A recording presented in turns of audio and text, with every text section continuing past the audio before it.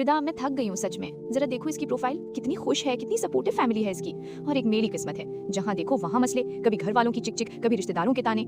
आखिर मेरे ही नसीब में टॉक्सिक लोग क्यों लिखे हैं? अल्लाह मुझे क्यों टारगेट करता है हर बार? रिदा, संभालो खुद को।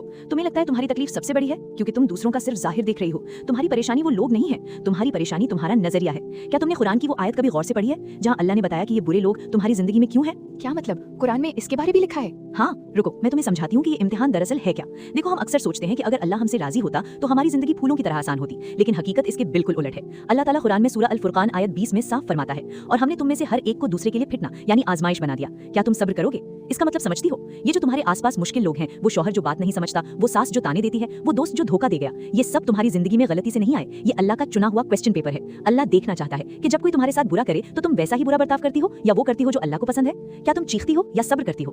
हजरत मोहम्मद सल्लल्लाहु अलैहि वसल्लम ने फरमाया, सब्र वो है जो सदमे की शुरू में किया जाए। अगर सब कुछ बिखरने के बाद हमने शोर मचा दिया और बाद में चुप हुए तो वो मजबूरी है, सब्र नहीं।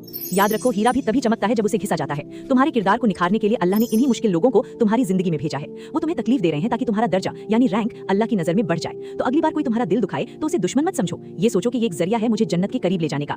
सवाल ये नहीं कि वो क्या कर रहे हैं, सवाल ये है कि तुम्हारा जवाब क्या है। अल्लाह अकबर, मैं उन्हें अपनी बदकिस्मती समझ रही थी जबकि वो मेरी आजमाइश थी। मतलब मेरा असली इम्तिहान ये है कि मैं पलट कर जवाब ना दूं बल्कि अपने किरदार को ऊंचा रखूं। बिल्कुल, अल्लाह आजमाता उसी को है जिसको वो अपने करीब करना चाहता है। अगर आपकी जिंदगी में भी ऐसे लोग हैं जो आपके सब्र का इम्तिहान लेते हैं तो मायूस ना हो, आप अल्लाह की नजर में खास हैं। अल्लाह हम सबको मुश्किल वक्त में बेहतरीन सब्र करने की तौफीक दे। कमेंट में दिल से आमीन लिखें।